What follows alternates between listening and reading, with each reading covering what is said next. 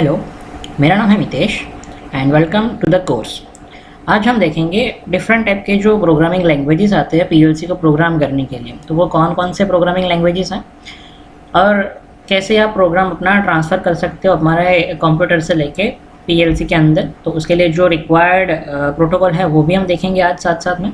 और बेसिक्स जो हम प्रोग्रामिंग सीखने वाले हैं तो वो लेटर डायग्राम के अंदर प्रोग्रामिंग सीखेंगे। जो एक प्रोग्रामिंग लैंग्वेज है पीएलसी का, तो वो कैसे होता है, उसके रूल्स क्या होते हैं, वो आज के वीडियो में हम देखने वाले हैं। सो फर्स्टली जो प्रोग्रामिंग लैंग्वेज है जिसके अंदर हम पीएलसी प्रोग्राम कर सकते हैं, सो वो है लेटर डायग्राम। लेटर डायग्राम जो है वो एकदम ईजी प्रोग्रामिंग लैंग्वेज है जिसके अंदर आप इजीली प्रोग्राम डेवलप कर सकते हो, या फिर किसी ने कोई लेटर डायग्राम बनाया है उसको आप समझ सकते हो। और ये जो लेटर डायग्राम प्रोग्रामिंग लैंग्वेज है वो लेटर जैसा दिखता है, दैट्स वाई इसका नाम रखा गया है लेटर डायग्राम। अब इसके अंदर आप यहाँ पे एक इमेज देख सकते हैं जिसके अंदर बेसिकली क्या रहता है, ये दो वर्टिकल लाइन रहती है। First one is in left side और दूसरा जो है वो राइट साइड में रहेगा, और सम ऑफ द हॉरिजॉन्टल लाइंस रहती है जैसा प्रोग्राम डेवलप करते हैं। और ये जो है basically simple electrical single line diagrams जो रहते हैं उसके ऊपर डिपेंडेंट है मोस्टली। सो हमें डेवलप करने में भी बहुत ईजी रहता है और जल्दी जल्दी फटाफट आप प्रोग्रामिंग कर सकते हैं। सो ये बहुत वर्ल्ड वाइडली यूज़ होता है लेटर डायग्राम पीएलसी को प्रोग्राम करने के लिए। दूसरी भी पीएलसी की प्रोग्रामिंग लैंग्वेजेस है जैसे फंक्शनल ब्लॉक डायग्राम, जिसको हम शॉर्ट फॉर्म में बोलते हैं एफबीडी। अब फंक्शनल ब्लॉक डायग्राम में क्या होता है कि ऑलरेडी प्रीडिफाइंड फंक्शन ब्लॉक रहता है प्रोग्रामिंग सॉफ्टवेयर के अंदर, और वो फंक्शन ब्लॉक आप यूज़ करके आपका प्रोग्राम डेवलप कर सकते हो जैसी हमारी रिक्वायरमेंट है उस तरह से।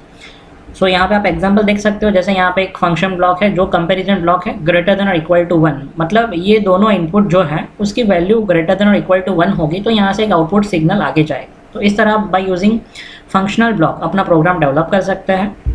फिर आता है structure text programming language, ST जिसको हम बोलते हैं। अब ये स्ट्रक्चर टेक्स्ट प्रोग्रामिंग लैंग्वेज जो है वो एक तरह का कंडीशनल स्टेटमेंट टाइप का प्रोग्रामिंग लैंग्वेज है। मतलब यहाँ पे एक कंडीशन होगा, अगर वो कंडीशन सेटिस्फाई होता है तो उसका जो स्टेटमेंट है वो स्टेटमेंट वर्क करेगा। अगर वो कंडीशन सेटिस्फाई नहीं होता है तो अनदर स्टेटमेंट वर्क करेगा। आप यहाँ पे एक एग्जांपल देख सकते हैं कि if speed is greater than 100 then flow rate is equal to 50। अब जब स्पीड ग्रेटर देन 100 नहीं होगा तो क्या होगा, एल्स वाला कंडीशन जो है flow rate is equal to 100। So ये कंडीशन वर्क करेगा, मीन्स हमारा कंडीशनल स्टेटमेंट टाइप का आप इसको बोल सकते हो। इफ एल्स कंडीशन यहाँ पे यूज होता है, कंडीशनल प्रोग्रामिंग हम इसको बोलते हैं जो है स्ट्रक्चर टेक्स्ट। ये भी एक पीएलसी का प्रोग्रामिंग लैंग्वेज है। उसके बाद आता है हमारा इंस्ट्रक्शन लिस्ट प्रोग्रामिंग लैंग्वेज। अब ये इंस्ट्रक्शन लिस्ट के अंदर भी क्या रहता है कि ऑलरेडी प्रीडिफाइंड इंस्ट्रक्शन है जिसका यूज़ करके आप इसका प्रोग्राम डेवलप कर सकते हैं। तो ये बेसिकली असेंबलर लाइक लैंग्वेज है जो बेस्ड ऑन इंस्ट्रक्शन लिस्ट जो है जिसके अंदर हम प्रोग्राम डेवलप कर सकते हैं। मोस्टली सभी पीएलसी के अंदर अवेलेबल रहता है। तो यहाँ पे एक एग्जांपल है LD%i1.1। सो LD यहाँ पे क्या है, ये बेसिकली ये i1.1 जो है वो हमारा इनपुट एड्रेस है, और LD वो इनपुट को लेने के लिए इंस्ट्रक्शन है। सो यहाँ पे ऑलरेडी प्रीडिफाइंड इंस्ट्रक्शन है, वो इंस्ट्रक्शन का यूज़ करके हम हमारा प्रोग्राम डेवलप कर सकते हैं। और लास्ट प्रोग्रामिंग लैंग्वेज जो पीएलसी का है वो है सीक्वेंशियल फंक्शन चार्ट। अब ये जो सीक्वेंशियल फंक्शन चार्ट है वो basically similar to a flow chart, जैसे हमारा नॉर्मल फ्लो चार्ट रहता है उस तरीके का ये सीक्वेंशियल फंक्शन चार्ट है। ये जनरली कहाँ पे यूज़ होता है, देखिए यहाँ पे एक एग्जांपल है, जैसे आपने प्रोसेसर को स्टार्ट किया, फिर कोई सेंसर की वैल्यू रीड की, अब वो वैल्यू का कंपैरिजन किया आपने, और वो कंपैरिजन अगर as per your set points है सो वो आगे ही प्रोसेस करेगा, अगर नहीं है तो वो अगेन रिपीट करेगा प्रोसेस को। सो इस तरह का फ्लो चार्ट रहता है। और जनरली फ्लो चार्ट ऐसा सीक्वेंशियल फ्लो चार्ट जो प्रोग्रामिंग लैंग्वेज है या फिर सीक्वेंशियल फंक्शन चार्ट ऐसा से जिसको हम बोलते हैं, वो जनरली लार्ज कॉम्प्लिकेटेड जो प्रोग्रामिंग टास्क रहते हैं उसको हम स्मॉलर ब्लॉक्स के अंदर डिवाइड कर देते हैं by using small function chart, और सभी को कंबाइन करके एक हमारा फाइनल प्रोग्राम डेवलप होता है, that is called sequential function chart. तो ये सभी डिफरेंट पीएलसी की प्रोग्रामिंग लैंग्वेजेस है, बट ये सभी प्रोग्रामिंग लैंग्वेजेस के अंदर से हमारा यूज़ होता है ladder diagram as a programming language. And now हम जो लेटर डायग्राम देखने वाले हैं, सो हमने प्रोग्राम हमारा फॉर एग्जांपल डेवलप कर लिया, ओके। देन वो प्रोग्राम को हमें प्रोग्रामिंग सॉफ्टवेयर जो होगा हमारे लैपटॉप के अंदर, वहाँ से हमें ट्रांसफ़र करना रहेगा हमारे पीएलसी के अंदर। सो उसके लिए हमें रिक्वायर्ड रहेगा communication protocol. So what is communication protocol? So basically हम इसको बोलेंगे set of rules and regulations to communicate between 2 और मोर डिवाइसेस। मतलब ये सिंपल लैंग्वेज में अगर मैं बताऊँ आपको, तो हमारा पीएलसी वो एक अलग सिस्टम है पूरा, वो हार्डवेयर ही पूरा अलग है, उसका भी सीपीयू अलग तरीके से वर्क करता है। और हमारा जो कंप्यूटर या फिर लैपटॉप है जिसके अंदर हमारा प्रोग्रामिंग सॉफ्टवेयर हमने डेवलप किया है, वो भी एक अलग पूरा सिस्टम है। सो हम दोनों को कैसे डेटा ट्रांसफ़र करने के लिए यूज़ करें, सो उसके लिए हमें कॉमन मीडियम की रिक्वायरमेंट है। वो कॉमन मीडियम हम यूज़ करेंगे एज अ कम्युनिकेशन प्रोटोकॉल।